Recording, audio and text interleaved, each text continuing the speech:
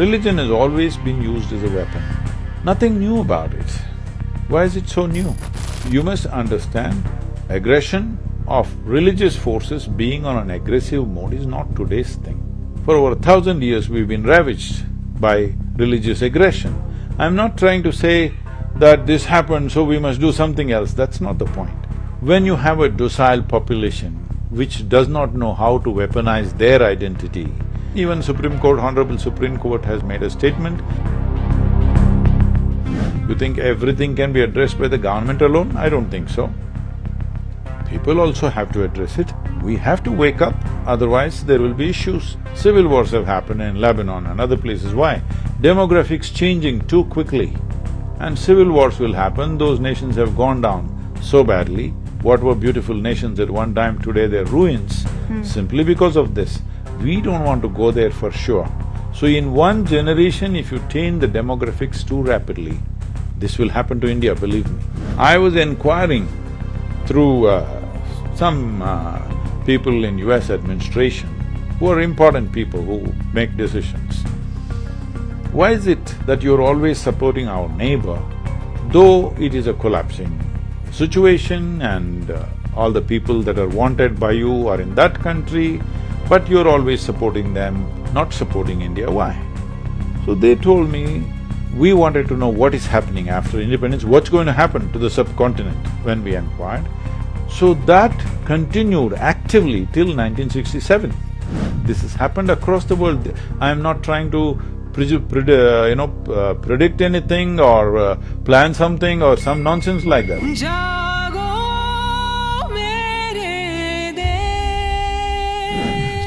There are many people also, and I wonder if you agree with this, Sadhguru, that religion now is being used as a weapon of sorts to polarize, to target.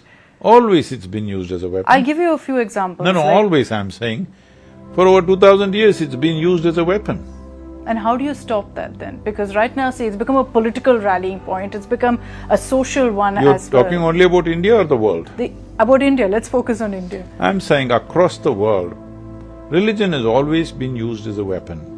And religions have conquered nations, religions have conquered cultures, religions have erased cultures, religions have established themselves as powerful entities. Nothing new about it. Why is it so new? But how do you combat it then? Because it's leading to a lot of poison in the society. You see terms like love jihad coming up, even in this kind of a case or even otherwise. You see terms like love jihad coming up. There's a case in Kerala where there are allegations that a church is stalling development of a port. How do you kind of draw the line here and say that this is where we stop religion from becoming a poisonous tool? See, specific incidents if you take like that, you know the reality of those incidents. I don't have to educate you. You are the journalist, you know probably more about it than I know. So leave those specific situations. As a phenomena, you're looking at it. You must understand, aggression of religious forces being on an aggressive mode is not today's thing. Have you forgotten our history? For over 1,000 years we've been ravaged by religious aggression. I'm not trying to say that this happened so we must do something else, that's not the point. The point is, you said religion is being weaponized. Religion has always been a weapon. So, when you have a docile population which does not know how to weaponize their identity, now they will get completely taken. Even Supreme Court, Honorable Supreme Court has made a statement, this is a national security issue. All right, it's not me saying that or anybody saying. So when there is a national security issue, should we address it or no? How do we address it? You think everything can be addressed by the government alone? I don't think so. People also have to address it. How? As a society we wake up? We have to wake up, otherwise there will be issues. Any society, if demographics change too rapidly, it will lead to problems, serious problems, not only here, anywhere. Civil wars have happened in Lebanon and other places. Why? Demographics changing too quickly and civil wars will happen. Those nations have gone down so badly. What were beautiful nations at one time, today they're ruins, simply because of this. We don't want to go there for sure. So in one generation, if you change the demographics too rapidly, this will happen to India, believe me. I must tell you this. I was inquiring through some people in US administration who are important people who make decisions. Why is it that you're always supporting our neighbor, though it is a collapsing situation and all the people that are wanted by you are in that country, but you're always supporting them, not supporting India, why? So they told me, Sadhguru, this is not today's thing. In 1947, 1948, when we wanted to know what is happening after independence, what's going to happen to the subcontinent, when we inquired, we had no access to the world. It's the British who had the access to the world. Always when it came to Asia, many parts of Africa, we always consulted the British because they were everywhere for the last 2 centuries. We were not anywhere, we were just here, remote. America was a remote place with 2 big oceans on either side. So we naturally asked them. So they always gave this thing and we also agreed that with that view. Because there is only one religion in the other country, they will prosper and succeed because they can focus on something. India will never succeed because it is too many multiples. It's a kaleidoscope, it's nice to look at, but they will never make it, it's going to be a total disaster, this country. So there is no point putting your money on them, they're no use. So that continued actively till 1967. After that, there has been little reconsideration here and there, but generally in the political mindset of those nations, they always believed our neighbors will succeed and we will anyway kill ourselves with our complexity of our existence. We are proving otherwise today. Now slowly their opinion is beginning to change. So you must understand this, that diversity is not to be exploited. Diversity is to be enjoyed, all right? Diversity means you look different, I look different, you do something different, I do something different. We enjoy the differences. Slowly I want you to become like me. Don't grow a beard, okay? I'll try not to. So that would be a disaster, but that is the disaster that is being caused by certain people who don't understand the value of diversity, value of everybody, a whole mixture of people being here and still being able to be okay with each other. So when that is not valued, certain problems will come. It's very important, I think it's very, very significant that Supreme Court said what it said, because it is not a question of religion, it is a question of national security, changing demographics. I want to focus on one more aspect. It's something that made headlines recently, Sadhguru. I'm not sure if you saw it, but the images of your beautiful Isha Foundation was all over the news of the Adi Yogi. You were also there. I've visited, it's a beautiful structure. Just like you others were also visiting. But were you concerned? Well, because I know, I've been there, I know anyone can enter, anyone can visit that beautiful center.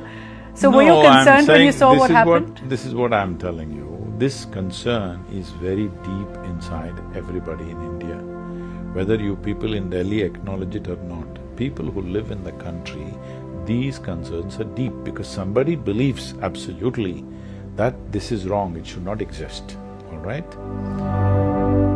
So, we are in a culture where if there are 5 people in the family, 5 people are worshipping 5 different gods and we have no issue with them.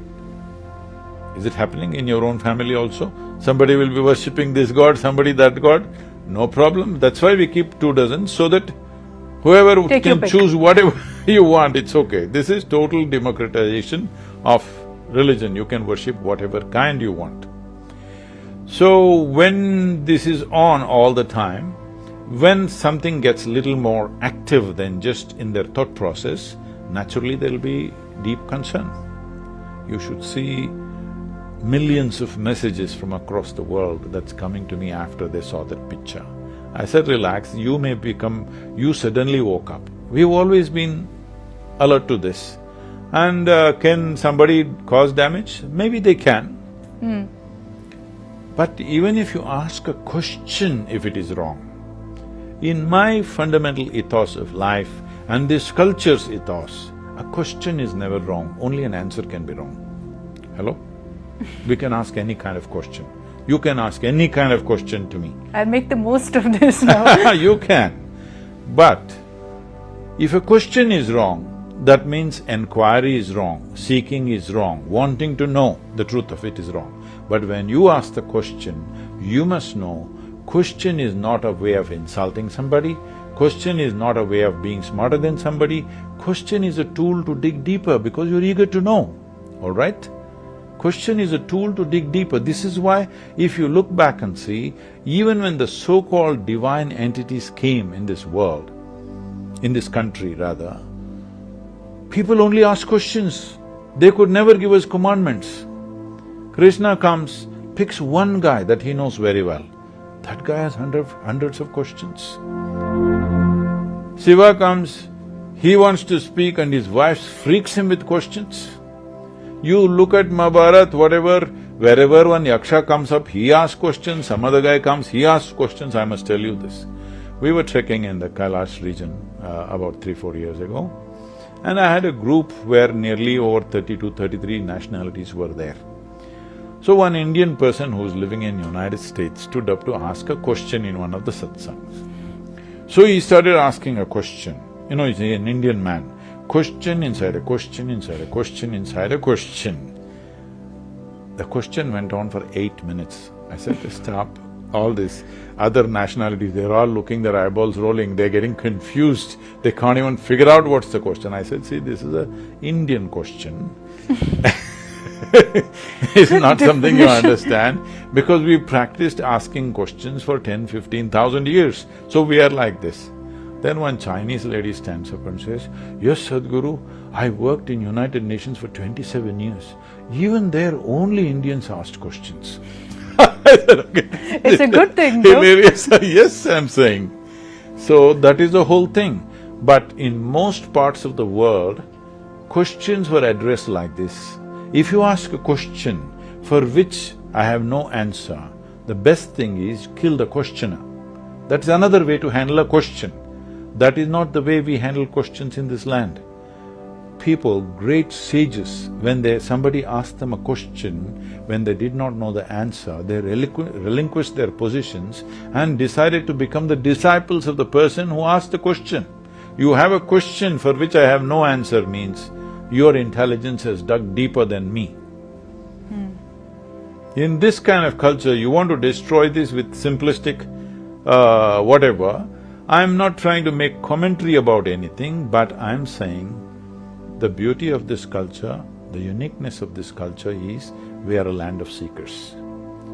We don't believe anything. Anybody can ask and question. Even if God comes, we will question him, all right?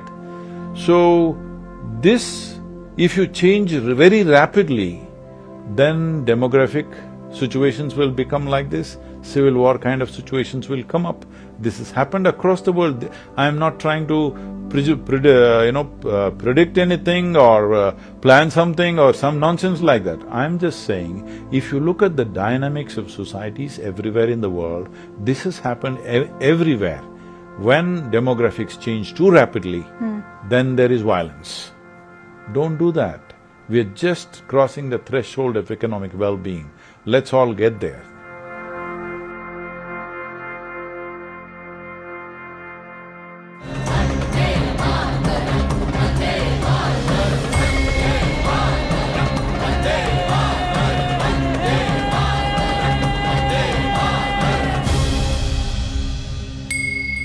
जा